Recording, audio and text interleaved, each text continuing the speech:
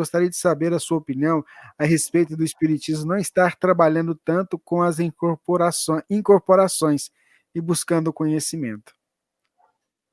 Eu acho que ela está querendo perguntar o fato do espiritismo não ter tanta mediunidade e ter tanto estudo. Deve ser isso, né, Rubens? Eu também imaginei por essa área, né? Incorporação, né? A questão da mediunidade. E aí ela faz o paralelo dessas incorporações com a questão da busca do conhecimento. Certo. Muito bom. Na década de 20, na cidade de Belém do Pará, tivemos um médium extraordinário chamado Ana Prado. Ana Prado produzia materializações incríveis, foi estudada de maneira intensa pelos vários pesquisadores que viviam no Pará naquela época. Frederico Finer, o irmão Jacó da obra de Voltei de Chico, também esteve em Belém do Pará, inclusive foi ele que comprou o prédio onde ela fazia as reuniões e que depois ficou para a União Espírita Paraense, ali na Praça da República, Rua Oswaldo Cruz, número 45, que é o endereço da União Espírita Paraense. E eram reuniões incríveis, porque se fez muitos moldes de parafina, se fez muitas flores de parafina. Existe uma obra de Ettore Bosio chamada Nogueira de Faria, chamada O Trabalho dos Mortos, em que ele narra com detalhes as diversas situações apresentadas nas reuniões feitas por Ana Prado, que duraram anos, se eu não me engano, foi de 1920 a 1924 que ela trabalhou essa mediunidade. Não tenho certeza essa data. Não acreditem, não tenho certeza. Posso estar equivocado. Mas foi na década de 20 em que ela participou por vários anos realizando essas reuniões mediúnicas, e eles tinham o cuidado de registrar todas as pessoas que participavam da reunião numa espécie de um caderno. E aí eles relatavam as materializações, os fenômenos, as flores, tudo o que acontecia, numa coisa impressionante.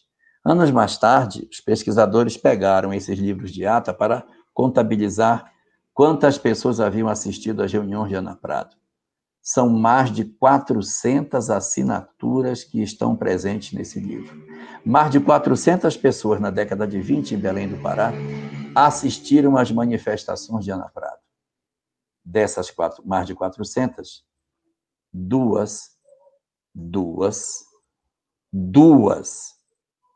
se tornaram espíritas. Duas. Levando à conclusão de que o fenômeno convence, mas não converte.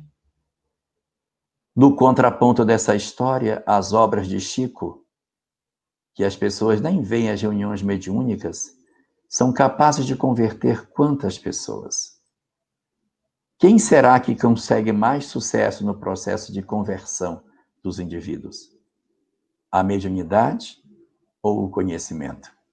O objetivo do Espiritismo não é fazer a comprovação simples da existência e sobrevivência da alma, mas é contribuir para a transformação moral do homem.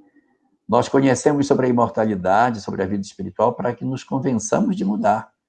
Porque se a gente achasse que não tem reencarnação, não tem vida após a morte, não tem nada disso, nem vale a pena perdoar os outros. A gente usa a ideia de que, olha, se você não perdoar, o cara vai renascer dentro da sua casa. O que você prefere? Perdoar o cara agora ou chamar ele de amanhã de irmão, dentro de casa?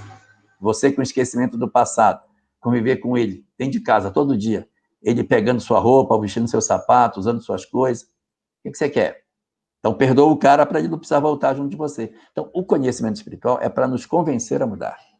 Então, hoje o movimento espírita realmente ele não tem tanta ênfase no aspecto mediúnico. Por quê?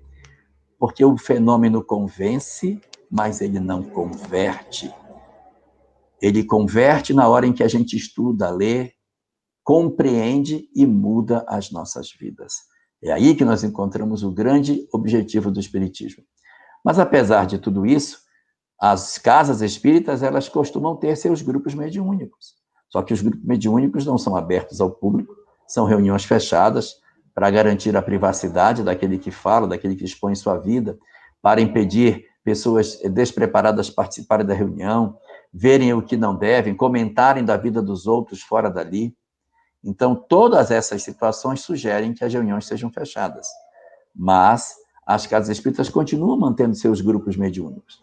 Se você for somar os centros espíritas do Brasil, o número de grupos mediúnicos que a gente tem muito mais médium trabalhando nos milhares de centros espíritas que o movimento espírita tem hoje, em que pese os grupos de estudo, do que nós tínhamos há 50 anos atrás, quando a gente não tinha quase estudo e tinha só grupos mediúnicos.